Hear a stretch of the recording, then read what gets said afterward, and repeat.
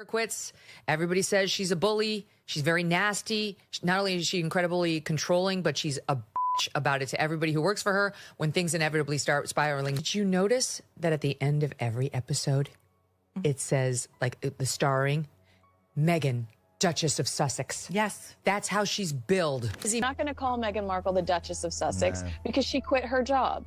Absolutely. And Mom, and this is how mornings are as I get the kids off to school. You're making fruit parfait crudité boards? Like, oh my God. whom? She is so full of shit. And Harry Sussex?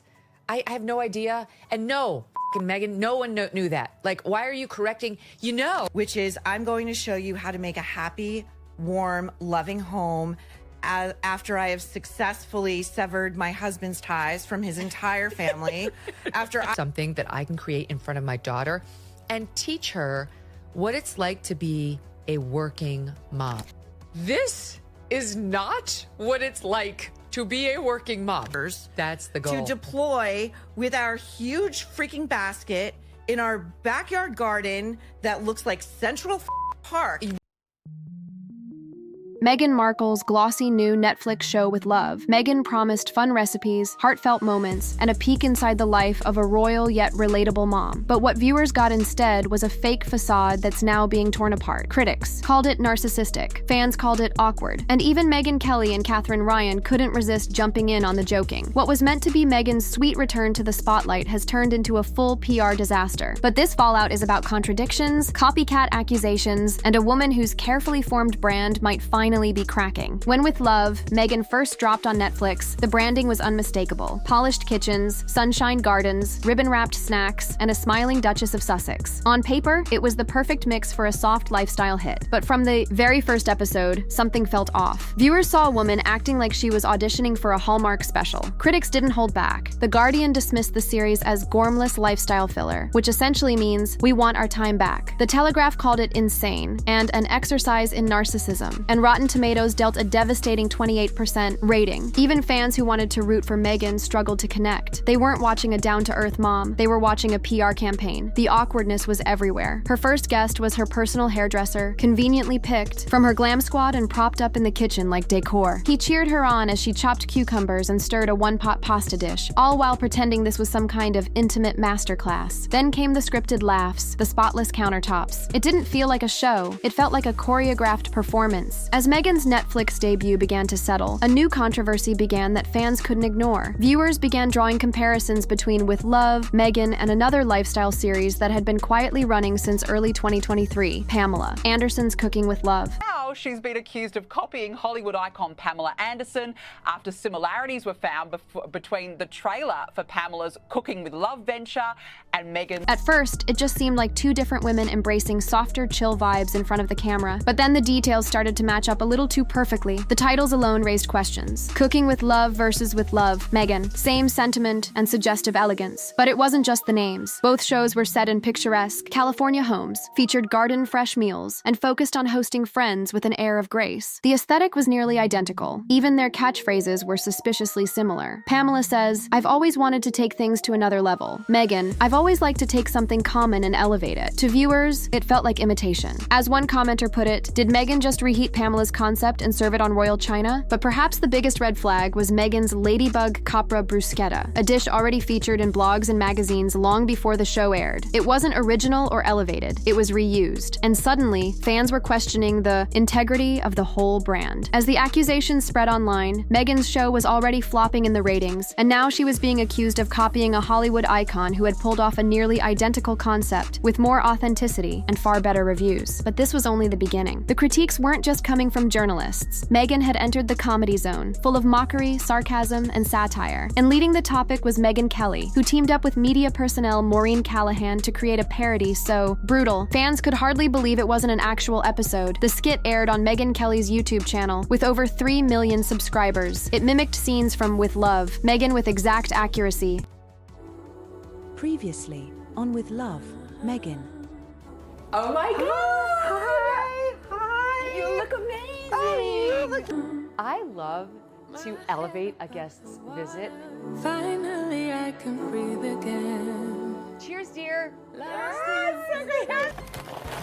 Oh. It's okay. It's not expensive like your clothes are. Look at how fun that is.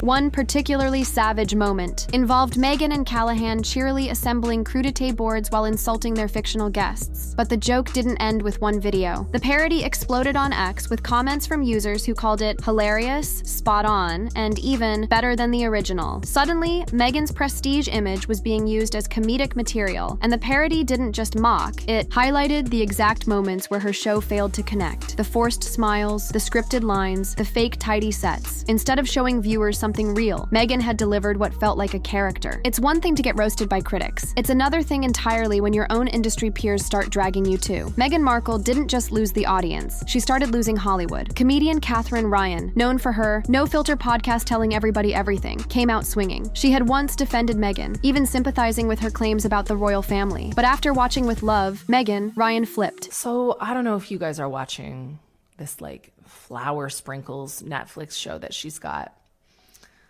but it's really revving people up. So it feels manicured, forced, she said. Big Hollywood try-hard energy. It called out the truth to the people, that her show was fake, and Ryan wasn't alone. Christina Pazitsky, another Netflix alum, didn't sugarcoat her review. She called Megyn inauthentic, phony, and said the show was basically a cringe reel with lighting. Even John Mulaney, known for his sharp observational humor, took a hit too. Not since Harry and Meghan, he joked, has Netflix given more money to people with less of a plan.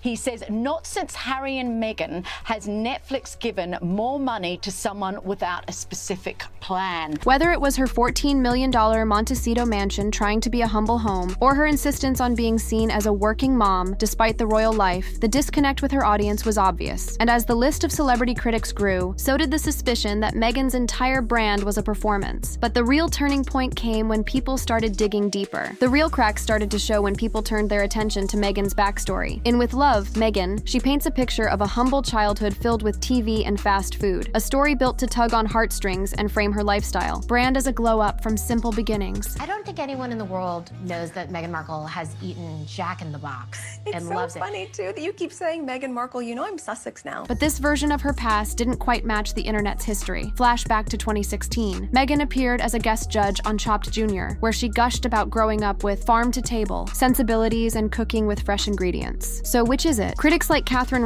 weren't afraid to say it out loud. It feels like she's lying. Then came the family drama. Meghan's half-brother, Thomas Markle Jr., re-emerged to claim lying on her hardship narrative. According to him, her claims of growing up broke and disconnected from her family were complete fabrication. He accused her of selling a sob story to the royal family, and now to Netflix. Complete opposite. I mean, that's just another one of the malarkey stories she sold to the royal family for sympathy. Even with me growing up, it was so much fast food. And yes, I get when you're on. The two haven't spoken in over a decade, but his timing was no accident. Even fans who had once supported Megyn started asking questions. Why were her stories so inconsistent? Why did each new project come with a slightly different version of who she was? With her Netflix show tanking and criticism rising, Meghan Markle made what seemed like a final attempt to save things. She rebranded. Almost without announcement, American Riviera Orchard, the lifestyle label she had hyped just months earlier, was renamed as ever. The logo's been nicked from Mallorca's crest of arms or something like that, and so she's changed it to being called As Ever. Yep, as corny and as cringe. Something clearly wasn't working, and Megyn was hitting the reset button. But instead of boosting her image, the rebrand sparked confusion and backlash. What happened to the original vision? Megyn tried to control the narrative in a soft focus interview with People magazine. She claimed she was figuring it out in real time, and thanked fans for giving her the grace to make mistakes. But almost immediately, people began accusing her of borrowing heavily from existing logos and aesthetics. Her new as ever crest had uncanny similarities to the Markle family coat of arms. Commentators called the new name cringe, corporate, and just more curated nonsense. But the real question was, what did as ever even stand for? Megyn offered vague answers about legacy, connection, and building something meaningful, but without clarity, the brand felt like a recycled aesthetic PR stunt. And while all this unfolded, Netflix was reportedly stepping back. Though season 2 of With Love, Megyn had already been filmed. Insiders whispered that it was less about confidence in Megyn's vision and more about salvaging production production costs. There was no renewal, just a crew waiting to see if the first season could do more than trend for the wrong reasons. Despite the backlash and the brutal reviews, Meghan Markle's show still managed to enter Netflix's top 10. At first glance, that looked like a win, but inside the industry, it told a different story. Behind the scenes, Netflix was already trying to distance itself from the brand it had once bet big on. Season 2 of With Love, Megyn had already been filmed before Season 1 even aired. At first, this seemed like a show of faith, but sources close to the production say it was more of a safety net. That kind of preemptive filming isn't unheard of, but it's rarely done unless there's concern about future uncertainty. And now, the platform appears to be slowly stepping away from the Duchess's lifestyle empire. Insiders told the Daily Mail that Netflix had no interest in putting Megyn's as ever brand into its future plans. The returns weren't just disappointing, they were embarrassing. Even Megyn's supporters have noticed. Her light social media presence has grown quieter. Public interviews have become more specific. And the upcoming Season 2 now feels less like a triumphant second act and more like leftover footage being pushed to fulfill a contract. But critics say it's not just her brand that's inauthentic, it's her activism too. A new controversy pushed things into full collapse. In late 2024, California's devastating wildfires left communities shattered and countless families struggling. But instead of quietly supporting relief efforts, Megyn and Prince Harry showed up with cameras at every angle. Footage emerged of the Sussexes serving food, hugging evacuees, and walking with city officials. On the surface, it looked like charitable outreach, but critics accused the couple of turning a tragedy into a PR stunt. Megyn Kelly didn't hold back. On her SiriusXM show, she called the couple absolute cretins and accused them of using other people's suffering as their personal spotlight. "Stop getting off on the trauma of real suffering," she said bluntly. Absolute cretins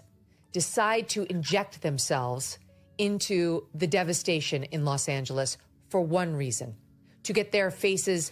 Stop getting off on the trauma of real suffering in Los Angeles. What did she call them? Disaster opportunists, which is exactly right.